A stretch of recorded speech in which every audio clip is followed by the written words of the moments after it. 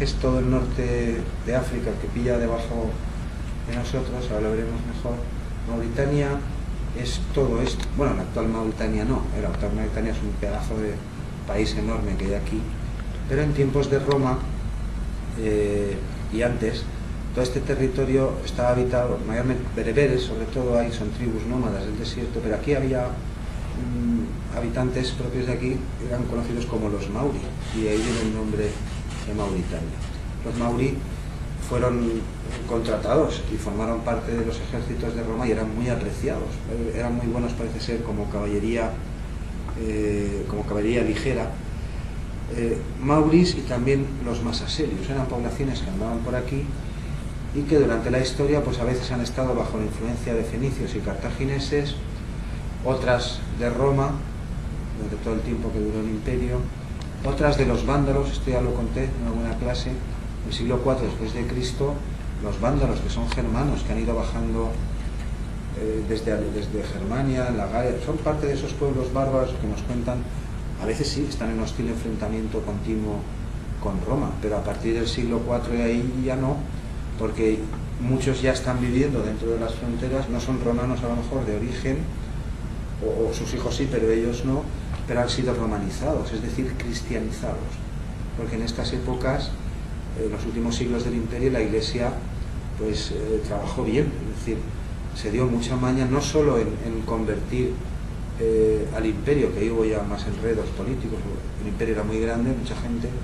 no solo a los propios romanos del interior del imperio, romanos o bárbaros que estaban dentro ya de las fronteras, sino también hizo labor de misiones y de prédica en los siglos siguientes y en los últimos siglos de Roma, 4, 5 y 6, entre las poblaciones bárbaras. Es decir, que la Iglesia hizo conversos, no solo dentro del imperio, sino también entre algunos de estos pueblos.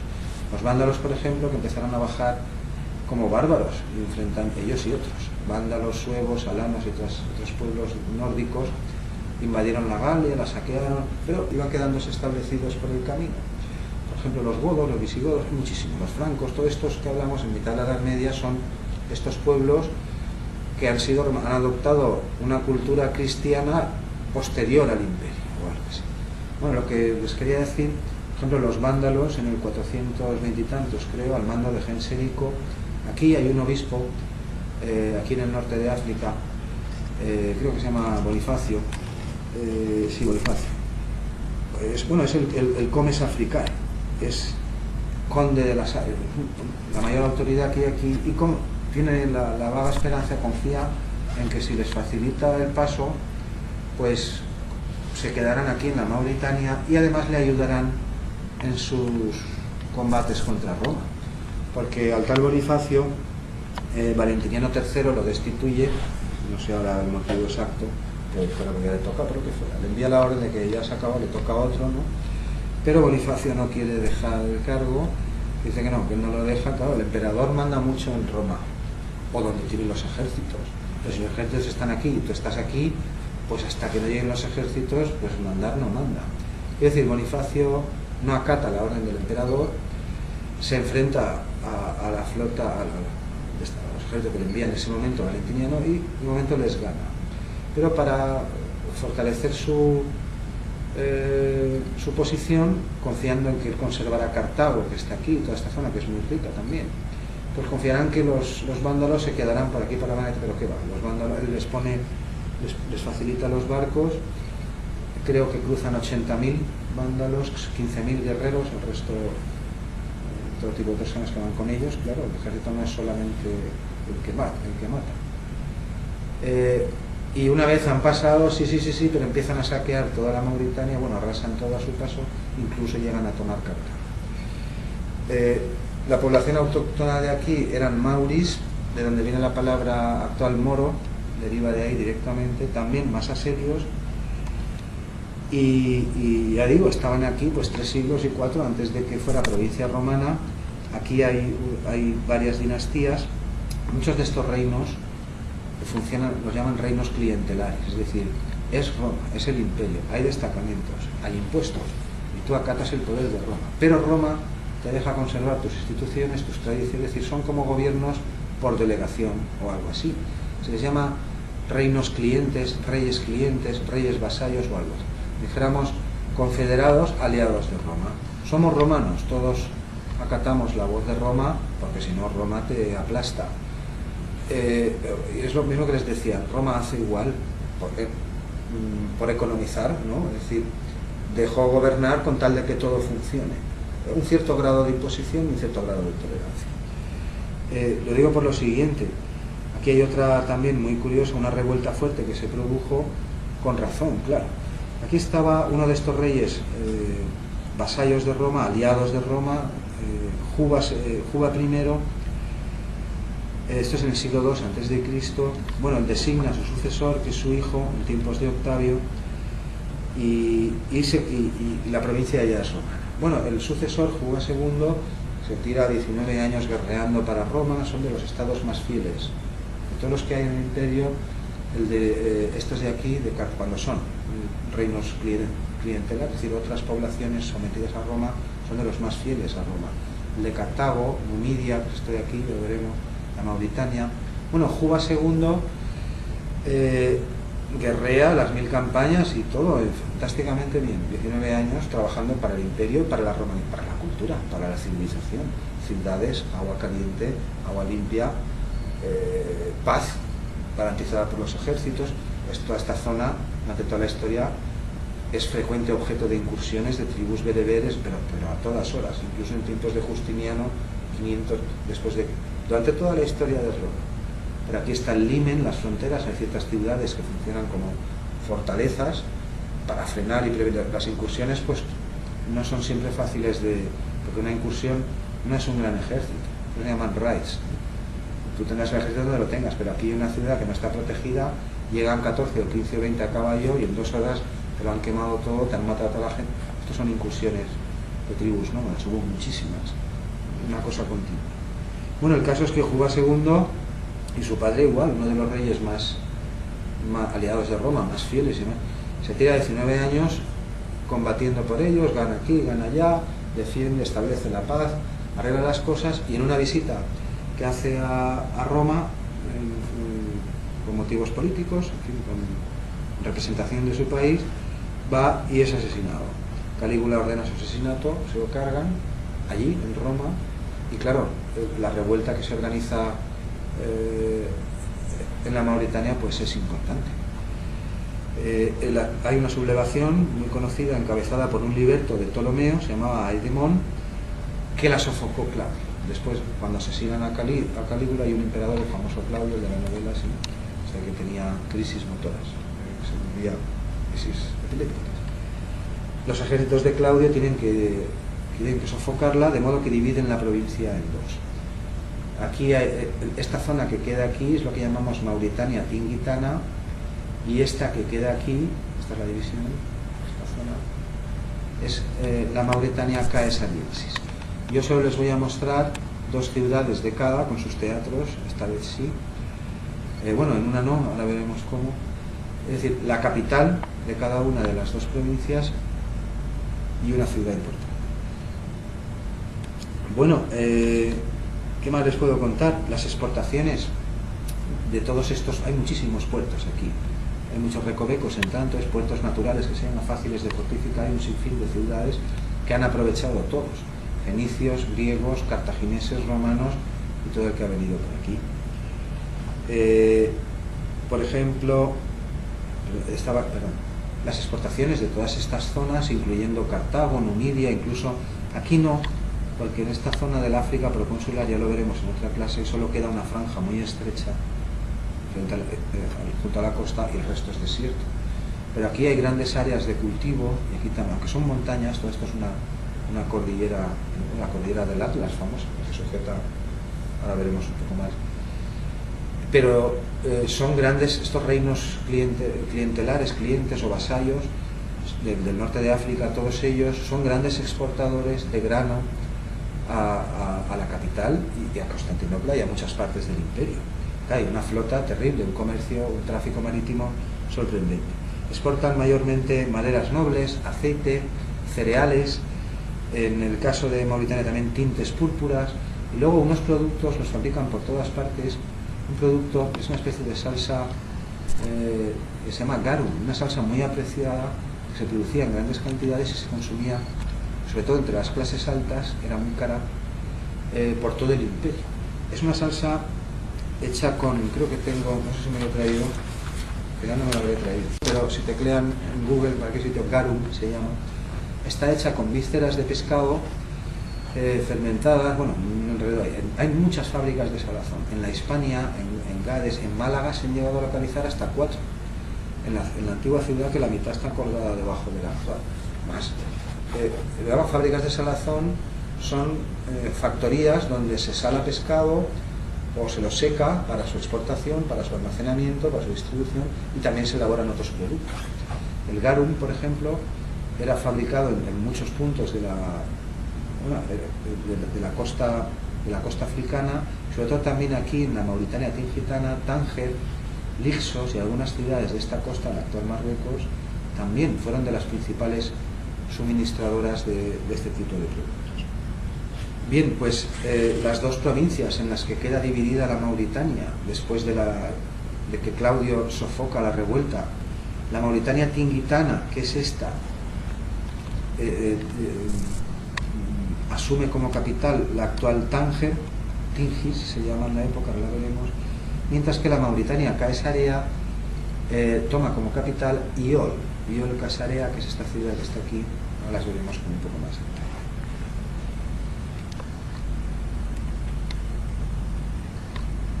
Bueno, estas dos provincias no son una excepción al fenómeno que ya hemos comentado de la expansión del cristianismo. La expansión del cristianismo, sobre todo, Lixus, se me ha olvidado mencionárselo, o si la quieren ubicar, Lixus está aquí, Tánger está aquí. Este es uno de esos antiguos reinos que les citaba antes. Esto es Cartago, esto es el reino de los Masilios, que les he citado, Masaselios también se les llama. Con el tiempo esto es Numidia y esto acaba formando parte de la Mauritania. Lixus y Tánger, es más que vamos a ver.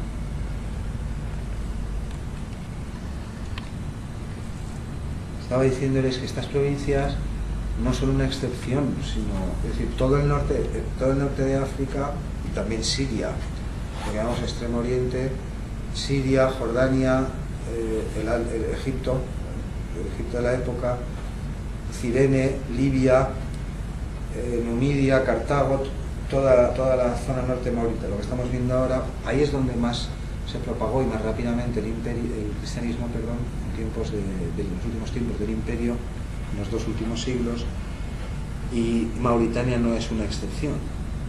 Es decir, aquí hubo también muchos prefectos, obispos, ciudades importantes. Bueno, estas son las ruinas de Lixos, que era una ciudad, estaba situada sobre, este es el río Lixos, era la frontera ya con las tribus bereberes, el desierto, y Dios sabe lo que había por ahí abajo de las Áfricas. Está construida sobre una elevación del terreno, una especie de cerro, no muy elevado, como muchas, ya les mostraré en otras clases, algunas espectaculares, porque las propias paredes verticales de lo que es la elevación, claro, pues tiene una fortificación natural impresionante.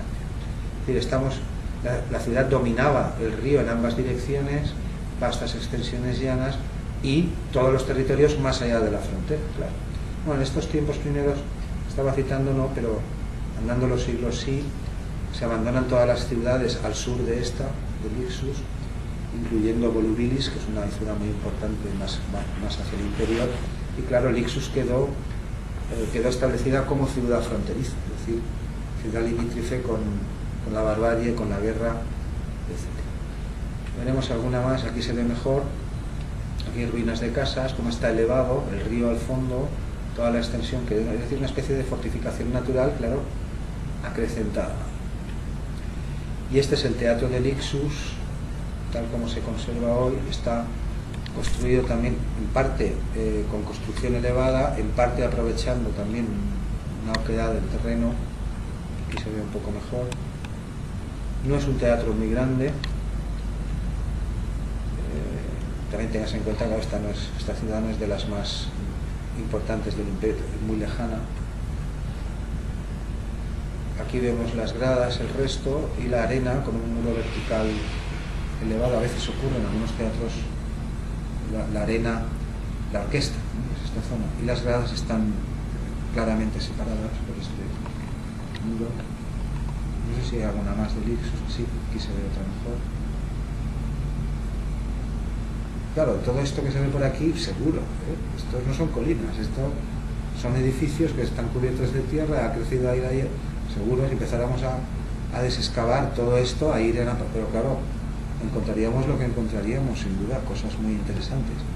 Es decir, que no es una tarea fácil, ni se hacen un día, son campañas que se van haciendo de verano en verano, o cuando hay fondos y mucha gente de la que va no cobra, estudiantes, becarios, o incluso arqueólogos aficionados, amigos unos de otros. El trabajo se va haciendo pues al ritmo que se va haciendo. No, de Lixus no les puedo mostrar mucho más. El teatro sí tenía información de la cávea, un momento. Sí, la cávea, es decir, la distancia máxima de cabida en la grada más alta, digámoslo así, la línea más larga es de 55 metros, y la arena tenía, la orquesta, esta zona de aquí, tenía 32 por 32, importante. Ah, sí, hay otra vista, se ve un poco mejor. Se ve que se ha aprovechado en parte la forma del terreno, y cuando ha sido necesario, pues ha añadido las gradas. Esta sí creo que es la última. Ah, esta es más bonita, se ve desde arriba. No sé si es la que tengo el plano. No, hay otra. Este es el río Lixus. El teatro no está construido arriba en el cerro, también ocurre en otras ciudades, ya lo verán. Es decir, a veces se construye precisamente, por ejemplo, esta es la de, ¿cómo se llama esta? Está aquí abajo en Málaga, Ronda, Acinipo. Acinipo es un yacimiento aquí en la provincia de Málaga, está en el campo, es un cerro en lo alto, y lo único que queda en pie es la escena del teatro, se ve ahí con las piedras, todo lo demás está casi plano, muchas montañitas como estas que son ruinas, y las paredes del cerro son paredes verticales. Eso es lo que trataba de decir, que son una especie de fortificación natural. Pero en otros casos el teatro no está construido arriba, sino a lo mejor en un lateral, es decir, aprovechando que a lo mejor ahí el cerro hace así, o a mitad de camino bajando al llano, ahí está puesto el teatro. Eso ya lo iremos viendo en otras sesiones. Una cávea de 55 no es de los más grandes, pues un teatro suficiente.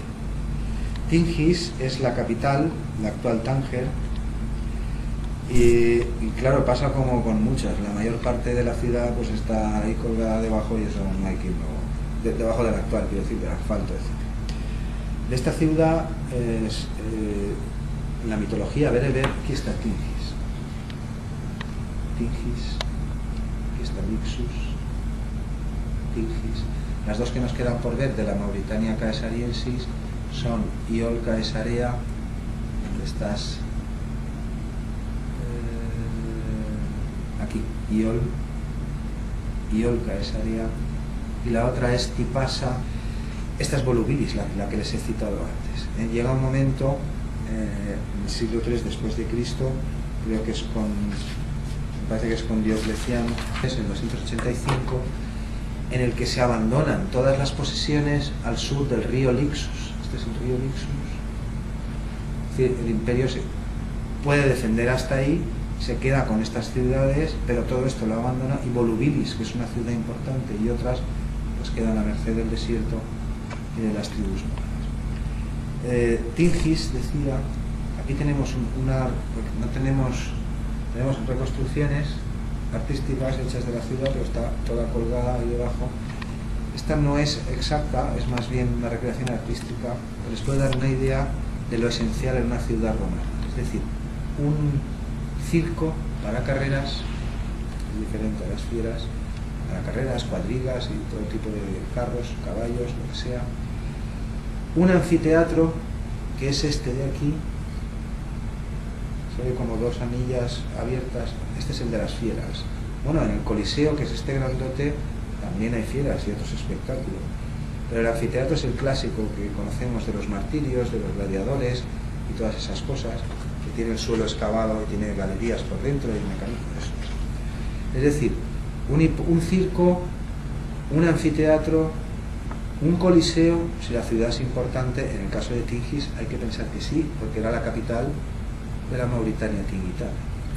Y después, aparte edificios públicos, el foro, que siempre suele estar en el centro, edificios públicos, baños, termas, cisternas, todo esto ya lo hemos visto en la clase general, y al menos un teatro. Aquí vemos un teatro, y en muchos casos, en muchas ciudades como Cirene, ya la veremos, y otras, no hay una ni dos, hay bastantes, hasta 3 y hasta 4 teatros, y uno de ellos con frecuencia es más chiquitín.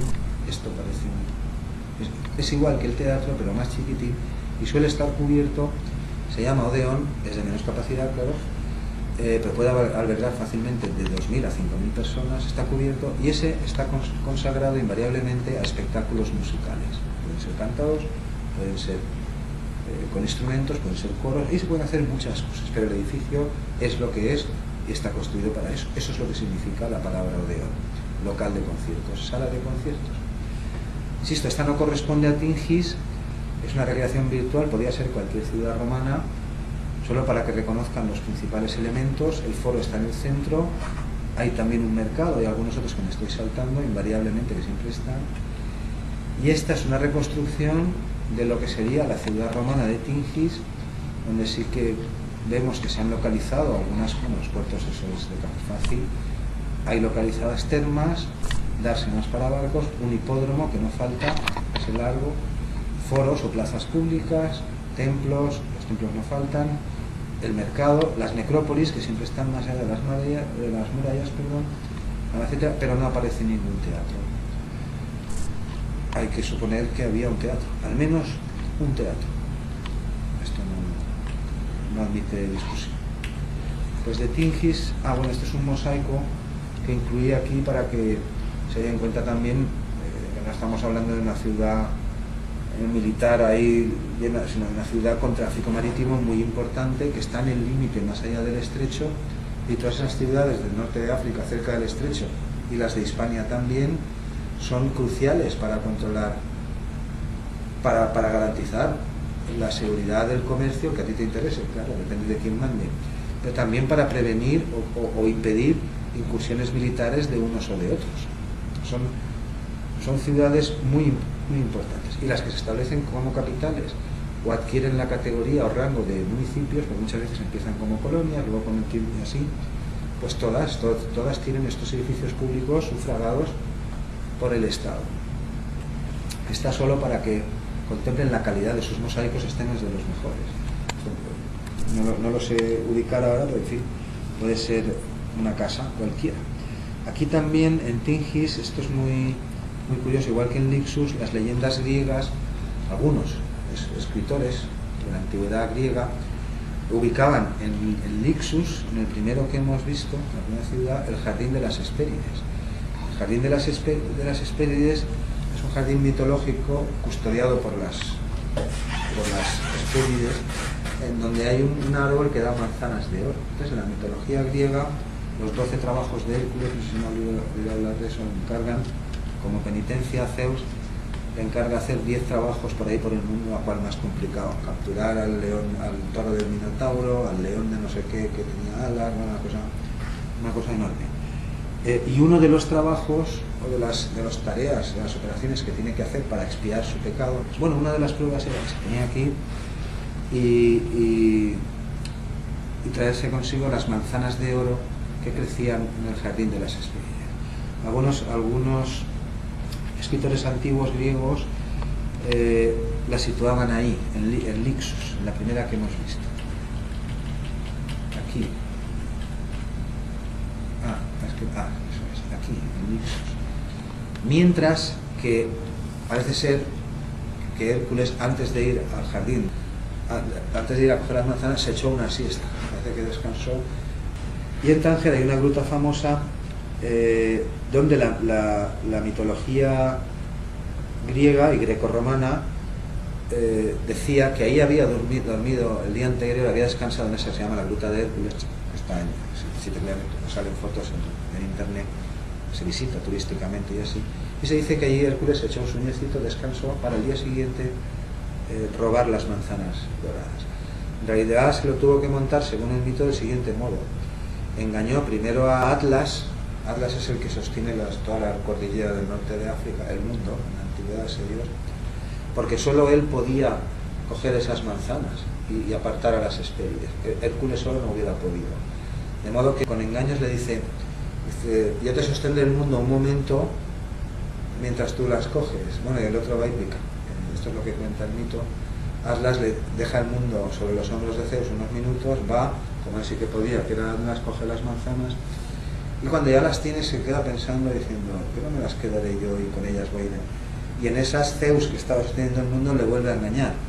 Le dice, sosténme esto un momento el mundo mientras hago no sé qué. Y el otro va y vuelve a picar. Así lo cuenta el mito, y así hay que tomarlo. Bueno, son mitos tampoco. O sea, uno era héroe y el otro era semidios o algo así, pero se ve que no. Hércules era más... Bueno, total, le vuelve a engañar, el otro pica, vuelve a coger el mundo y dice, no, Hércules se larga con las mazas. Bueno, es un poco de comidilla para que... De esta ciudad de Tingis era nativo el famoso Pomponio Mela, un geógrafo y también, no sé si era matemático, lo vimos el otro día, cuando veíamos los mapas del mundo, el de Heródoto, después el de Eratóstenes, después la versión planeta esférico de Mayus, y el último que vimos ya de época romana, del 49, era de un tal Pomponio Mela, si se acuerdan. Bueno, pues ese Pomponio Mela nació aquí, y sabemos de algunas de las migraciones que venían por Hispania, a veces y viceversa, por población del norte de África, que a veces tenía que pasar a África. Por ejemplo, cuando la que les he contado antes, del famoso Genberico y Bonifacio es el que le llama, pues ahí cuando los vándalos empiezan a arrasar todo el norte de la Mauritania, llegan hasta Cartago, también ponen sitio a Hipona, también lo contamos el otro día cuando hablábamos de la ciudad de San Agustín. San Agustín muere en un asedio de los vándalos. Quiero decir, estos por donde pasaban, si no te convertías, al arrianismo, que era su religión, a Arrio,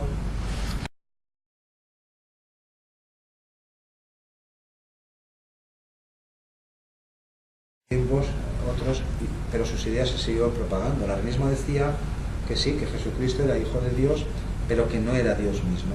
Todo aquel problema que les comenté, la naturaleza de las sustancias del Padre, del Hijo y todas esas cosas, quiero decir, muchos con frecuencia católicos, romanos o paganos, da igual, para el caso, tenían que salir huyendo. Cuando estos vienen arrasando todo el norte de la Mauritania, pues miles y miles se embarcan y se pasan a España o a otras partes porque no quieren convertirse a la fe los llamamos bárbaros, pero realmente son ya un pueblo que está dentro de Roma, y de hecho funcionan como reino clientelar después de este suceso.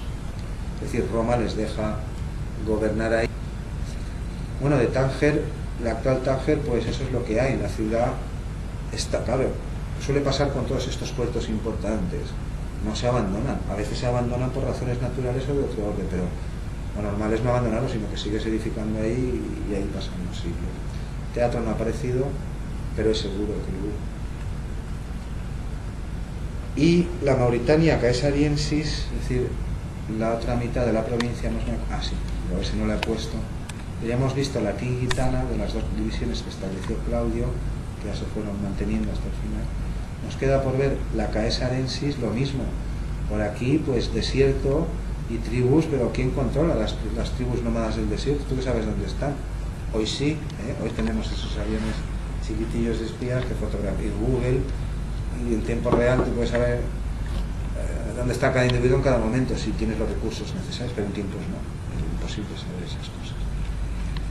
Aquí la capital fue Iol Caesarea, está situada cerca de Hippo Regius. Esta es el plano de la antigua ciudad. Aquí se ve el circo, el hipódromo, lo llaman a veces también. El Fórum, que es la plaza central. Normalmente estas ciudades, ya lo saben, están atravesadas de norte a sur, de este a oeste, los dos, el Cardus Maximum, el Decumenus Maximum. Y en todas invariablemente hay lo mismo, los templos oficiales, aparte de los no oficiales, termas, al menos unas grandes, públicas, y en muchas ocasiones 2 y hasta 3. Aquí parece que había, perdón, estos son puertas, termas aquí, otras termas, el teatro, y en su caso el Odeón cuando lo había, además del teatro, siempre estaban cerca del foro, en la zona central de la ciudad. Por aquí se va al puerto de Tipasa, que es la otra ciudad. Estas dos solo están para que se den cuenta de la importancia de la ciudad. Esto es posible, no he conseguido identificar las fotos, muchas veces las que capturo no tienen leyenda, son de gente que va de viaje y cuelga esto, blogs y cosas así. Esta ciudad, que fue la capital de la Mauritania Tingitanis, de la Mauritania Casariensis, es decir, la más próxima no solo al imperio, sino también a Sicilia, aquí está Sicilia, Italia está ahí enseguida, y Córcega, es decir, un punto estratégico dentro del Mediterráneo, y Orquesarea, que está por aquí, esta es. Fue una ciudad muy importante, y no sé si será la biblioteca, pero esta ciudad contaba con hipódromo, más de rigor, para las grandes, claro, las pequeñitas, ¿no? Pero las capitales de provincia todas, vamos, y otras. Hipódromo, anfiteatro, coliseo, basílica, muchos templos griegos, no uno ni dos, un montón, edificios públicos romanos, todos los habidos y por haber, pero también un teatro y una escuela de filosofía importante en la época, con sus dependencias, y también una academia, sus propias dependencias, y también una biblioteca. Claro, hoy queda pues lo que queda, para que vean el acabado por dentro. Quizás sea más importante una biblioteca en estos tiempos o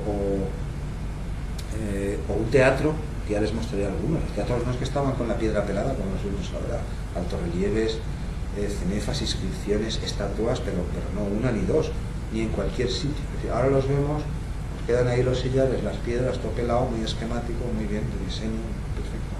Pero esto no era así en la realidad. La mayor parte de estatuas han desaparecido, claro. Es decir, están aquí para ilustrar, ya veremos la biblioteca de, cuando haga alguna sesión futura que haremos respecto a Anatolia, a la actual Turquía. En Éfeso, la famosa librería de Celso, es una construcción parecida, similar, pero con una piedra adornada, una cosa espectacular. Orquesarea, estas dos solamente estaban para darles idea de eso, y pasa un poco lo mismo. Buena parte de la ciudad, si no casi toda, pues está colgada debajo del casco actual. Aquí ven las casas, los coches, el asfalto, y estos son los restos del teatro. Claro, los teatros, sobre todo si no han sido derruidos o no se han llevado todas las piedras con el paso de los siglos, durante la Edad Media, el Renacimiento, incluso en todas las épocas he hecho esto, pues son de aquellos edificios que más resisten. Pues son bloques enormes, están trabados, y resisten bastante bien el paso del tiempo. Y sobre todo, no es fácil construir sobre ellos, mientras que sobre estas ruinas como basílicas, templos y otras cosas, cuando ya no quedan ni columnas, pues es relativamente sencillo, hay buenos cimientos, sabes dónde están los puntos, tú ahí construyes, y así hemos tirado milenios. Mientras que los teatros, odeones y este tipo de edificios circulares no siempre es fácil construir ahí. De modo que muchos de ellos se han preservado, bueno, las ruinas, lo que han quedado, se han preservado. Aquí lo vemos, otra imagen. Estos son las gradas, es decir, no está desenterrado del todo, porque claro, que vas a sacar ahí, tampoco vale la pena. Los arqueólogos con frecuencia procuran identificar los lugares más probables, tumbas importantes o donde saben que estaba el mercado, lo que van buscando, cierto tipo de casas, y ahí es donde se centran a excavar, porque claro, hay más probabilidad de hacer hallazgos. No se van a poner a limpiar todo el monte para que a lo mejor en 10 años ahí no va nadie, está otra vez todo cubierto de tierra, de arena ni nada. Debió ser un teatro muy importante y muy bonito, sobre todo con una planta especial de un tipo huevo. Esto no es frecuente, pero algunos teatros hay.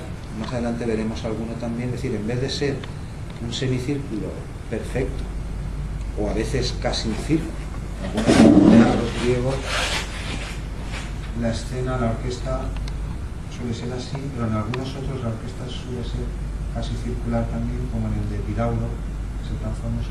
Pero hay algunos que tienen esta forma tan curiosa. Veías el teatro bonito, la escena es esto de atrás, sería el muro de la escena donde están los decorados, y estos son los edificios de la escena, donde se cambia la gente, donde se guardan las cosas, donde están las máquinas que hacen, bueno, esto ya lo hemos comentado en otra ocasión, como en la ópera moderna, poleas, cuerdas, grúas, elevadores, plataformas que suben, que bajan, y todo esto hubo en el teatro clásico. Bueno, la planta habla por sí misma. Esto no es un edificio de pelar ahí en el hueco de la montaña 15 o 20 filas y dejarlas planas, sino que tiene una estructura sorprendente, pasillo. Bueno, es una institución.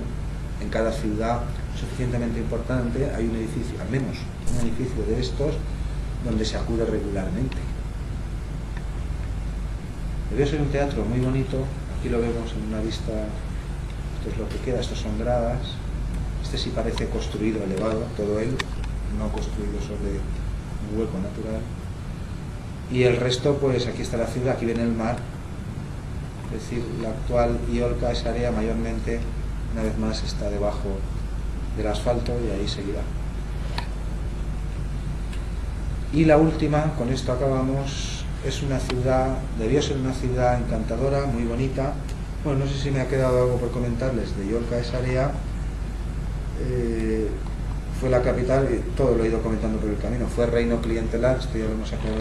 En torno al siglo I eran mayormente griegos, fenicios y minorías bereberes, después ya es población romana y las propias minorías de allí, la población autóctona. Bueno, y aquí ya se lo he citado también, aquí estaba el famoso Ptolomeo de Mauritania. Está 19 años batallando por Roma, y una de estas que tiene que ir a Roma, o va a Roma y a cuestiones pues de protocolo, cosas de política, pues va a ir otro, se lo quita de encima, provoca una revuelta terrible. Eso es lo que ocasionó que Claudio dividiese la Mauritania en dos. En el siglo IV, bueno, también aquí en el anfiteatro no en el teatro, en el anfiteatro de Iolca Esarea es donde tuvo lugar el famoso martirio de Marciana, bueno, y otros. Y en torno al siglo IV después de Cristo, es decir, 300 y pico, tiempos de Constantino y después San Agustín, Hipatia, donde estábamos el otro día, se sabe que los conversos, es decir, ya la población que ya es cristiana, era aproximadamente la mitad de la población de la ciudad era cristiana, la otra era pagana, romana y de donde le apeteciese. Y desde el 314 hasta casi el 500, la comunidad cristiana de allí tenía 4 titulares y un donatista, es otra herejía, otra de estas ramas, ya lo vemos. Estos vándalos, el que he citado antes, Inderico y compañía, que eran arrianos, cuando arrasan y avanzan, imponen la conversión. Si tú no te conviertes, te matan. Pero tú eres católico, te tienes que convertir y aceptar que Jesucristo, ¿no? Y otras cosas que decían, que Jesucristo es el Dios, pero no es Dios. Esta población de vándalos, cristianos también, imponen que te conviertas y persiguen sobre todo a los católicos. Los católicos, que son los que ocupan el poder dentro de Roma, obispos y población romana cristianizada o conversa, estos son los más perseguidos por los bárbaros. ¿Sí? Les roba lo que tienen, los mata, confisca sus propiedades y se las da a obispos arrianos o a obispos donatistas, que son otra de estas corrientes de opinión o herejías, se llamaban algunos otros. De la ciudad también hay gente importante que nació en Iolca Esarea.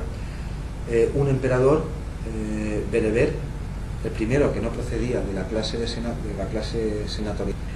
Esto fue en el 217, y también el famoso gramático griego Cristiano. Cristiano es un gramático griego del 500 después de Cristo, famoso por sus estudios. Él sentó, bueno, esto ya se hacía antes también y con los griegos, pero su famoso libro, Institutiones Grammaticae, nos ha dado mucha información porque está plagado de referencias continuas a los clásicos, casi, no voy a decir de primera mano, pero nosotros no somos de primera mano, o los medievales no son de primera mano, pero él sí, hay un montón de referencias constantes y citas, y además transmitió todos los estudios necesarios, todos los estudios previos de la época de Roma y Grecia sobre lo que hoy llamamos fundamentos de la gramática, las partes de la oración, las funciones, sujetos, predicados, todas estas cosas que a partir de los trabajos a partir del siglo XIII, XIV y después con los trabajos de Saussure y otros ilustrados, han dado origen a lo que llamamos hoy la teoría lógica del lenguaje. Hay elementos, en fin, no voy a enredar más con eso. Él era de aquí.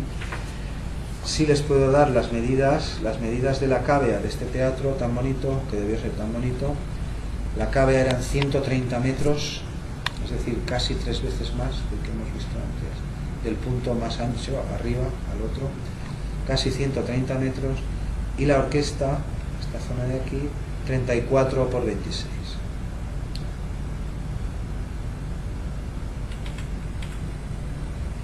Y la última ciudad que vamos a ver, con esto cerramos, es una ciudad muy próxima a Llorca, esa área. Digo que debe ser una ciudad encantadora, son 3 colinas y están todas enfrente del mar. Ahora verán qué vistas de las villas, estos son villas, bueno, lo que queda de ellas, casas. Está también desde la cosa, el trocito de enfrente. Ahora estamos aquí, esta zona de aquí, hemos pasado al otro lado, aquí vemos lo que queda. Y ahora vamos a mirar desde aquí, a donde estábamos antes. Pues fíjate, ¿no? Si esta es la villa, pues aquí esto es el porche. Aquí tienes los cuartos, casi que cenas aquí. Pero por lo menos en verano. Tienes una parra, tienes esclavos que te lo cuidan todo, te lo limpian. Pues tú llegas y ahí tienes las uvas, en fin, un sitio encantador. Son 3 grandes colinas sobre las que estaba construida la antigua ciudad, todas costeras. Las casas están casi todas en la colina central. Fue primero una factoría púnica de los cartagineses antes del dominio romano. Claudio, de nuevo, con sus incursiones, la convirtió en colonia militar y después se convirtió en ciudad romana. La ciudad romana, pues eso, de las casas que están en la zona central, en la colina central, que tengo alguna, aquí se ve una avenida que sube, asciende por la ladera. Hay partes de las construcciones que son talladas en la propia roca y después se aumentan, se completan con piedras, otras no. Sí que quedan restos de basílicas y bastantes, 3 iglesias completamente, porque la ciudad fue importante también bajo el dominio romano cristiano ya, más allá del 300. Concretamente hay un par de cementerios o necrópolis, una de ellas ha sido de un lujo espectacular. Ataúdes todos de piedra, cubiertos con mosaicos, incluso, no sé cómo definir esto, tumbas colectivas o algo así, excavadas en la roca todavía a más profundidad y en la roca sólida. Y lo mismo, en una de ellas se llegaron a encontrar 24 ataúdes. Tenía, por supuesto, la ciudad, tenía baños, tenía anfiteatro para espectáculos, cosas así. El puerto, por supuesto, importante. Tenía un teatro. Aquí vemos una de las avenidas que dan al mar. Aparte ahora, esto está colgado, esto es tierra actualmente. Ahí debajo, pues claro, hay más ciudad, hay pinos, hay todo. Aquí vemos otra de estas avenidas importantes. Lo que queda en pie todavía. Y aquí vemos un plano de la ciudad. Aquí vemos una de las necrópolis, aquí vemos otra. Y aquí vemos el anfiteatro. Se distingue siempre por eso. Suele tener está dividido como en 2 secciones, no es circular, ligeramente ovalado. Aquí está el teatro, en el centro de la ciudad.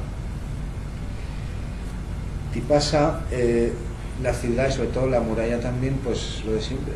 Ha servido durante siglos y siglos de cantera para otros pueblos, para otras épocas, para otras construcciones, aunque se puede trazar todavía el plano de la ciudad. El cristianismo se introdujo muy tempranamente en estas dos. Aquí se ve una buena imagen de la colina central. Están la mayor parte está cubierta ahora por bosques, etcétera.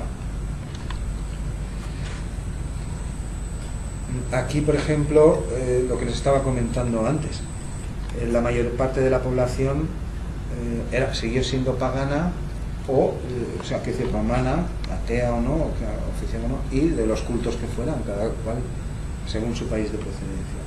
Pero en el 484, Humerico, ya después de lo que les he contado antes, en otra ocasión, envió un obispo arriano a la ciudad, es decir, no católico, ni donatista, ni, en fin, que hay varias corrientes, no entremos ahora en el tema, sino uno arriano, y claro, muchos de los habitantes directamente cogieron un barco y se largaron a España, porque sabían que cuando llegase ahí les iban a confiscar les iban a encerrar, les iban a deportar, Dios sabe. Y los que permanecieron, los que no quisieron trasladarse a España, fueron cruelmente perseguidos, exterminados, en fin, esto ya hemos comentado en otras clases. Estuvo la orden del día a partir del 400 en todo el norte de África, especialmente entre las distintas facciones que operaban dentro de la Iglesia, y también de parte de poblaciones bárbaras ya romanizadas, en mayor o menor grado convertidas al cristianismo antes o después de haber empezado a formar parte del imperio, como es el caso de los vándalos y de otras poblaciones, pues que imponían su fe, pues como lo habían impuesto los católicos o como les había sido impuesta a ellos en otros momentos de la historia, es decir, a sangre y fuego, pero vamos, de una forma que, para que lo dije el otro día, es decir, Roma apretaba pero no ahogaba, te conquistaba, te esquilmaba los impuestos y te sojuzgaba, pero te dejaba tus costumbres, te dejaba tus dioses, te dejaba sus instituciones políticas, siempre que no fueras contra ella, y así. Y también exterminaba a la gente por razones militares o de otra índole, como hicieron todos, pero es que los que vinieron después, lo dije el otro día, llegaron a comportarse peor que los propios romanos. El teatro de Tipasa sí que se lo puedo mostrar, lo que queda de él, un teatro muy bueno, el teatro no, toda la ciudad debía ser una ciudad pues idílica, villas de luz para los que eran ciudadanos romanos, claro, para los soldados o para los al lado del mar, buena temperatura, villas, no voy a decir de lujo, pero casi seguro, servicios públicos, edificios, un puerto también bastante transitado. Aquí vemos el plano del teatro, también curioso por la forma de cómo comienzan las gradas. En este caso no es exactamente semicircular, pero tiene esa forma, solo que los accesos no son paralelos, son rectangulares. Esta zona que ven aquí, que es la que corresponde a la escena, bueno, la escena, esto sería como el escenario, que diríamos así. Estas cosas que hay aquí siempre son igual.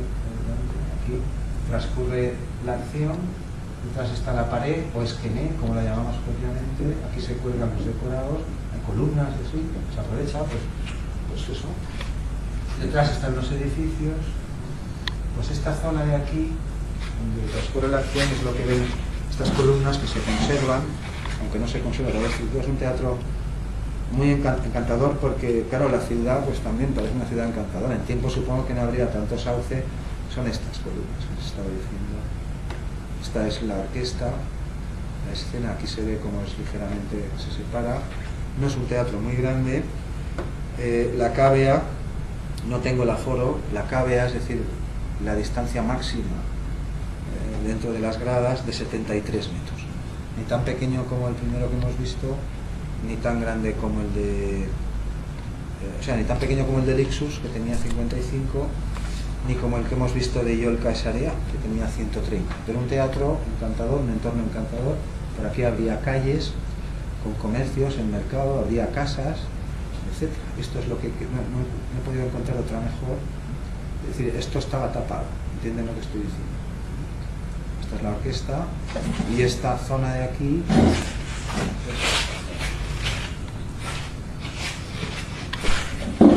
bien, pues creo que es la última. Sí, con esto y un 8 el próximo martes más y mejor.